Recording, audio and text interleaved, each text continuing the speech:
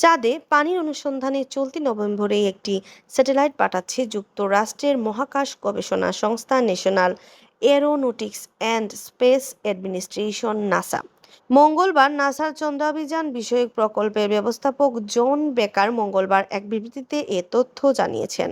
নতুন এই স্যাটেলাইটটির নাম ফ্যালকন 9, আকারে একটি সাধারণ ব্রিফকেসের সমান। এই স্যাটেলাইটটি তৈরি করেছে বিশ্বের শীর্ষ ধনী ইলন মাস্কের মালিকানাধীন কোম্পানি স্পেস এক্স। নভেম্বরের মাঝামাঝি বা শেষ দিকে চাঁদের উদ্দেশ্যে স্যাটেলাইটটি উৎক্ষেপণ করা হবে। মঙ্গলবার বিবৃতিতে জানিয়েছে জন বেকার, চাঁদের তরল পানির কোনো মজুত নেই, তবে মহাকাশ বিজ্ঞানীদের বিশ্বাস পৃথিবীতে এই একমাত্র উপগ্রহটি বিপুল পরিমাণ জমাট বরফের মজুত রয়েছে এবং এসব বরফের স্তূপকে পানিতে রূপান্তরিত করা সম্ভব। যদি চাঁদের বরফের স্তূপকে পানিতে রূপান্তরিত করা যায়, সেক্ষেত্রে সেই পানিতে থাকা অক্সিজেন থেকে অক্সিজেনের বাতাসও তৈরি করা সম্ভব হবে।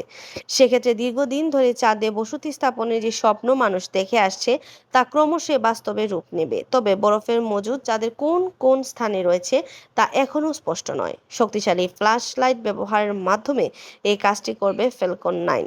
নাসার বিবৃতিতে বলা হয়েছে, নির্ধারিত দিনে একটি রকেট থেকে এই স্যাটেলাইটটি উৎক্ষেপণ করা হবে।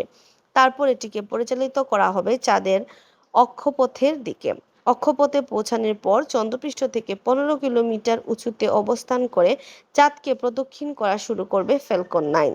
একই সঙ্গে ফ্ল্যাশ লাইটের মাধ্যমে বরফের অনুসন্ধানও চালাবে স্যাটেলাইটটি। নাসার ছোট আকারের নভোযান প্রযুক্তি প্রকল্পের ব্যবস্থাপক রজার হান্টার বলেন, নাসার চন্দ্রাভিযান প্রকল্পের জন্য এটি খুবই উত্তেজনাকর ও জরুরি একটি পদক্ষেপ। বহু দিন ধরে আমরা চাঁদে পানির খোঁজ করছি। আশা করি এবার আমরা একটি আশাব্যঞ্জক ফলাফল পাব।